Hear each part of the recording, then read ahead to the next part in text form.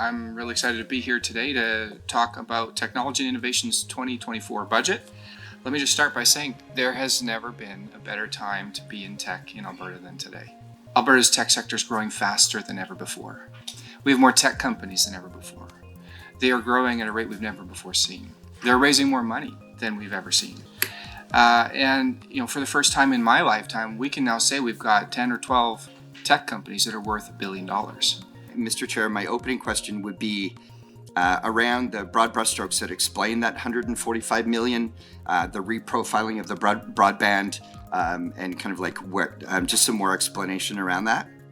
So what you've essentially seen with the reprofiling is us trying to anticipate what we believe the feds are willing to announce with us and when, and signaling that in the budget with our anticipation of this is what we're ready to do and this is what we're eager to do.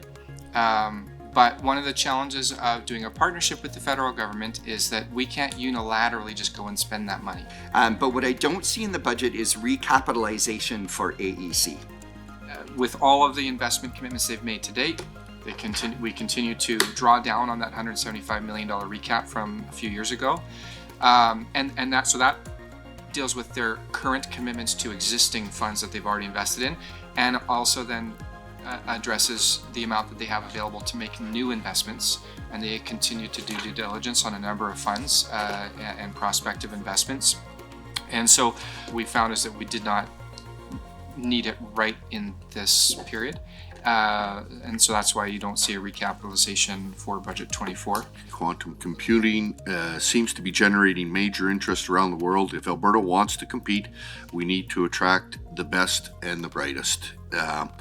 And Minister, if you could talk a little bit about what you are doing, what your department is doing to help to attract these individuals into Alberta. We know that quantum is going to do for all things technology in the next 5-10 years what AI has done for all things technology in the last 10-20 years. And I even went to Ed, the president of the university. I said, Ed, if you need me to fly anywhere in the world with you and go and sit down and have lunch or dinner with some of these researchers and just tell them, like, the government of Alberta is really interested in this field and we want to be leaders and we want you. I'll do it.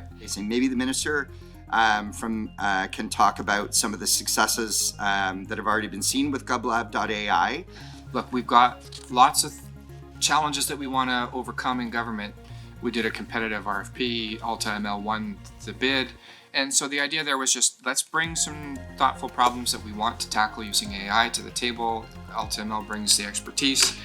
And then the idea is let's rapid prototype. We don't want to sit here and analyze something for 18 months before we do something. We want to do something quickly in a few months, try something. And you know what, if it doesn't work, that's okay. And that's the innovation model. We see that in accelerators. We see that in all kinds of different analogies in the tech sector.